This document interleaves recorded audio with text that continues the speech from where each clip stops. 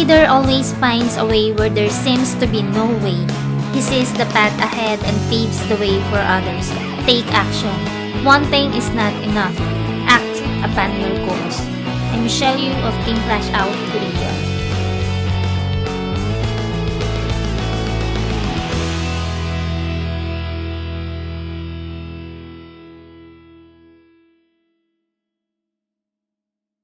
Pag-aralan natin kung paano aakyat ang position mo ng mas mabilis.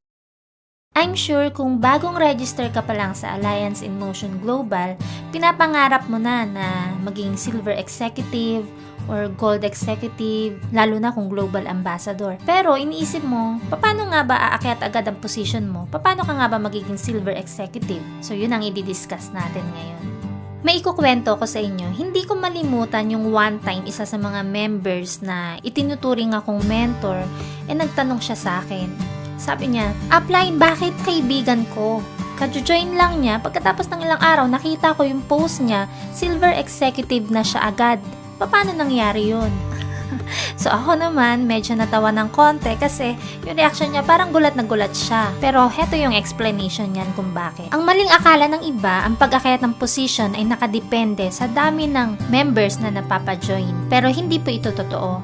Ang pag-akyat ng position ay nakadepende sa dami ng repeat reorders na nagagawa mo or nagagawa sa loob ng team mo. Ito po ay nakabase sa dami ng reorders, hindi sa dami ng members na napapasali. Sa totoo lang, kahit wala ka pang member, pwedeng umakyat ang position mo. Kahit pa ang dahilan ng pag-join mo ay for personal use lang at wala kang balak gawin ng business, gusto mo lang makatipid sa products, pwede pa rin umakyat ang position mo. Ituturo ko sa iyo kung paano. Ang bawat product natin ay may katumbas na points. Ang repeat binary points para sa match sales bonus, commissional points para sa unilevel commission, at positional points para naman sa stair-step commission. Sa ngayon, mag-focus muna tayo dito sa positional points. Gawin nating example ang 1 box C24/7. Sa C24/7, meron itong 0.2 positional points. Ilang points ba ang kailangan natin para maging Silver Executive? Hindi ba 10 points? Kung ang bawat 1 box ng C24/7 ay merong 0.2 positional points,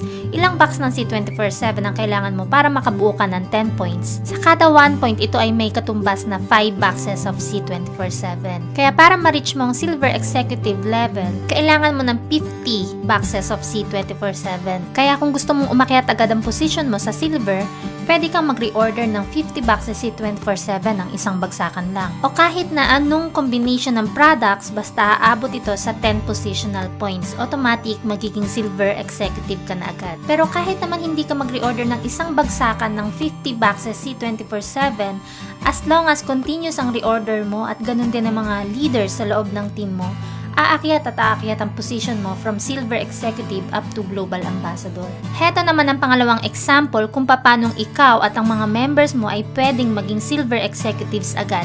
Panoorin mo itong mabuti. Okay, halimbawa ako at 4 sa mga members ko ay gusto agad maging Silver Executives. Ang pwede namin gawin, bibili kami ng 50 boxes ng C24/7 at paghahatian namin to sa 5. Kung 5 kaming maghahati-hati, kailangan mag-reorder ang bawat isa ng tig sa 10 para makabuo kami ng 50. Ngayong meron na kaming 50 boxes ng C24/7, ang gagawin namin, ipapasok namin lahat ng 50 boxes na yon sa pinakaibaba kay Sir Vong. So ibig sabihin, lahat ng points ng 50 boxes na yon sa kanya mapupunta, sa kanya ilalagay. Kaya automatic si Sir Vong magiging Silver Executive, at kapag naging Silver Executive siya, pati si Sir Joy magiging Silver, si Ma'am Cynthia, si Ma'am Rosemary, at ako. Pero kung gagawin nyo ito sa loob ng team mo, huwag niyong kakalimutan na ito ay applicable lang sa direct.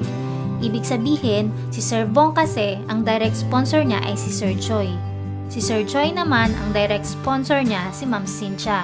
Si Ma'am Cynthia, ang sponsor niya si Ma'am Rosemary, at si Ma'am Rosemary naman ang sponsor ay ako. Halimbawang nagkataon na si Sir Vong, ang sponsor niya ay si Ma'am Cynthia, at in-apply natin ang technique na to para maging Silver Executives agad, ang mangyayari si Sir Joy hindi siya magiging Silver Executive kasi hindi siya ang sponsor ni Sir Vong. Ang magiging Silver Executive lang ay si Sir Vong, si Ma'am Cynthia, si Ma'am Rosemary, at ako. Kaya dapat bago i-apply ang technique na to or strategy na to, dapat ma-check muna kung sino yung sponsor ng bawat member sa line. Wala namang limit ito, kahit ilan kayong gustong maging silver executives sa line ay pwede. Basta i-check nyo lang yung sponsor ng bawat member sa line. At syempre, kung gusto mong maging global ambassador agad, malaki ang may tutulong kung marami ka ng members kasi mas maraming repeat reorders, kaya mas napapabilis ang pag-akyat ng position. Kaya sa ganitong business, importante talaga ang teamwork.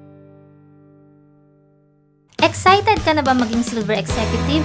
Mas may excite ka kapag na-experience mo na maging gold executive, lalo na global ambassador. Kaya, good luck! And for more video tutorials, please subscribe or follow me on Facebook. I'm Michelle Yu of Team Flash Out, Korea.